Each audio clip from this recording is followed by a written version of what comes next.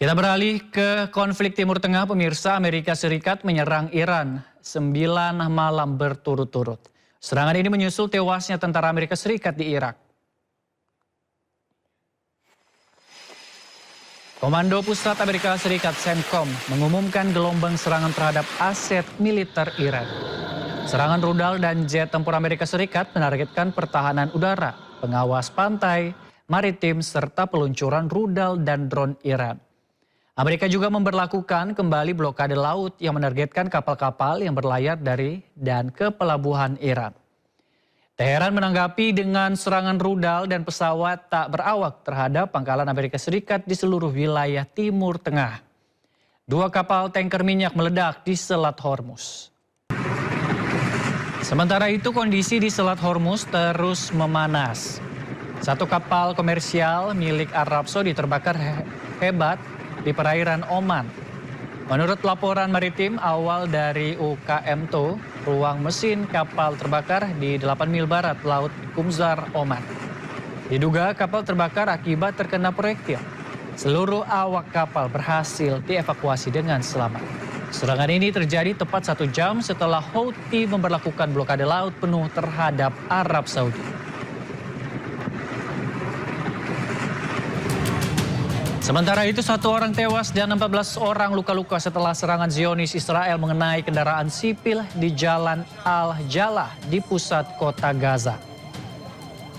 Serangan melukai seorang wanita dan anak-anak.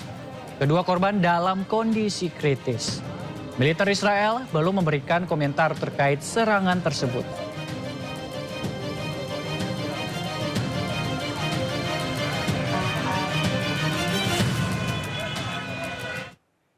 Terima kasih pemirsa, Anda masih bersama kami di Sindo Malam. Belasan orang dilaporkan tewas dan sejumlah orang hilang setelah banjir bandang menerjang India Utara. Peristiwa ini terjadi setelah sejumlah wilayah diguyur hujan lebat. Petugas penyelamat menggunakan tali berusaha menyeberangi sungai meluap untuk menyelamatkan warga terjebak banjir bandang.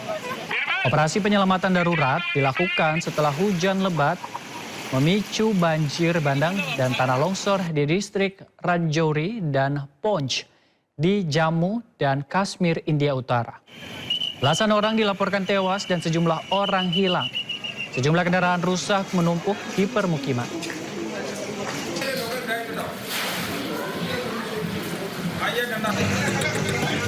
Sementara itu banjir juga melanda sebagian wilayah Ning'an di Provinsi Heilongjiang, Tiongkok. Peristiwa ini terjadi setelah hujan lebat selama beberapa hari.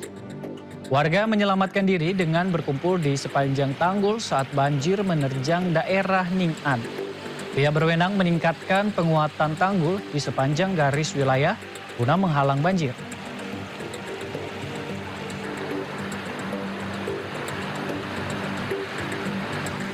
Pemirsa, Menteri Pekerjaan Umum Dodi Hanggodo membantah terlibat dugaan doxing atau penyebaran informasi pribadi di internet tanpa izin. Dodi Hanggodo mengaku tak tahu menahu adanya kasus dugaan doxing data pribadi dosen Fakultas Hukum UGM, Nabila Rizfa Izati, yang mengkritik kebijakan kepemimpinannya di Kementerian PU.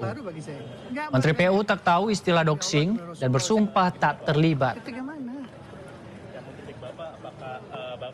Gitu, tinggal di mana? Gue pegiat minta tanggapan aja, Pak. Saya ini loh pegiat media sosial, enggak. Gimana saya tahu artikel doxing Mbak yang jelasin. Yang ngerti saya gitu-gitu. Saya enggak pernah komentar apa-apa. Enggak, saya bukan pegiat media sosial. Ini doxing ini kosakata baru bagi saya. Enggak, Mbak, saya enggak. Demi Allah, demi Rasulullah. Gimana, Pak? Ketika mana? Yang mengkritik Bapak, apakah Bapak sana itu gimana, Pak? Apakah menerima kritik dari mereka atau Nah, nggak ada masalah, kritik itu kan bagus. Kritik itu bagus, membuat saya lebih bisa membagi diri sendiri ke depan. Nggak ada masalah. Tapi dapat atensi dari Presiden nggak, Pak? Soal Kritikan yang terhadap Bapak di media sosial? Tadi? Iya. Nggak ada Tadi sih. atau sebelumnya dipanggil? Ya, sebelumnya pemirsa, kasus dugaan pengancaman dan doxing diduga menyasar kalangan akademisi. Nabila Rizfa Izati, dosen hukum ketenagakerjaan FH UGM, diduga menjadi sasaran intimidasi setelah mengkritik kebijakan mutasi di lingkungan Kementerian Pekerjaan Umum. Selain Nabila, pegiat media sosial Ferry Koto juga mengaku menerima ancaman setelah mengkritik Menteri PU.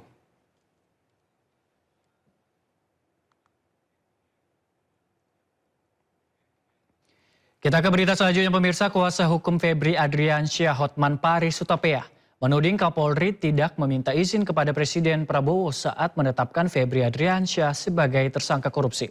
Sementara Mensesnek Prasetyo Hadi meminta Hotman tidak membawa nama Presiden di kasus Febri.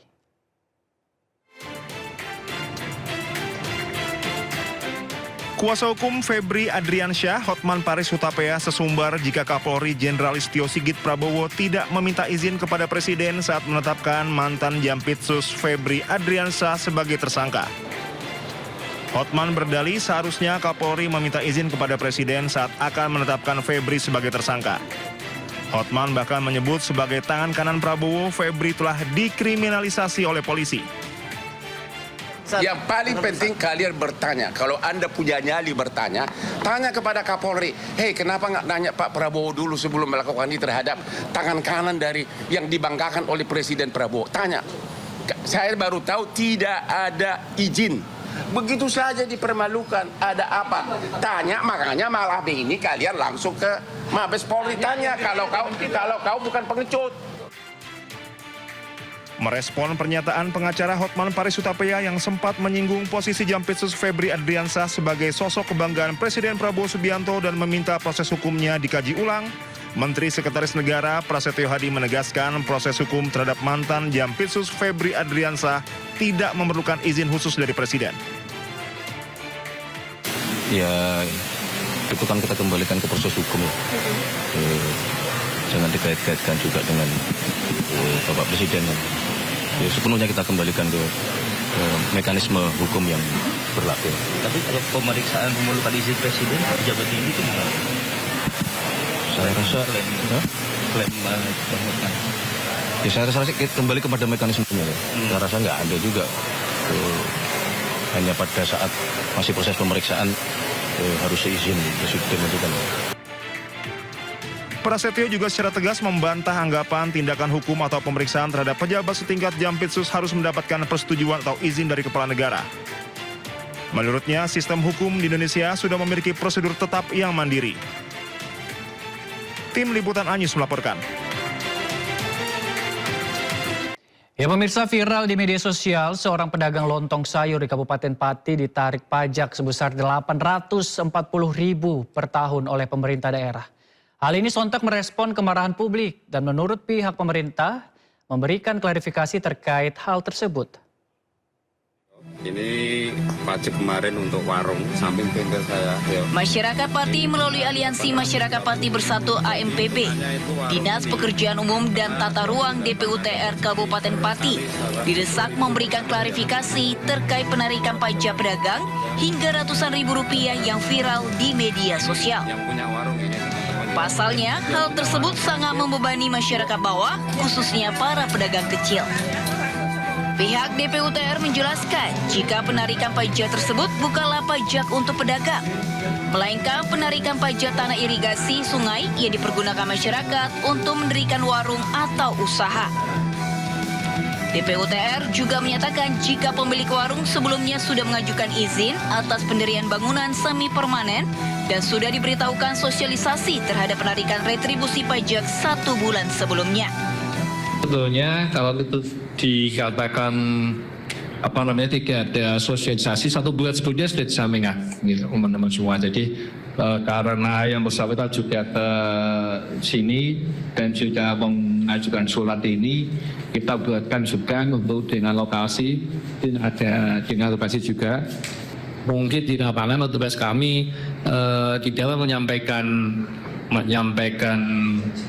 itu mungkin bisa juga kurang jelas atau yang bersangkutan juga belum paham sehingga timbul miskomunikasi. Jadi maksudnya itu sebetulnya adalah retribusi perizinan penggunaan tanah aset PUDA ujungnya jadi pajak warung, ini berkota pesan rekening, pajak warung. DPUTR menjelaskan penarikan biaya ratusan ribu pada warung bukanlah pajak warung, melainkan retribusi resmi, yakni pajak tanah irigasi pengairan di lahan tempat warung tersebut berdiri. Dari Pati, Jawa Tengah, Vindi Agil, iNews melaporkan.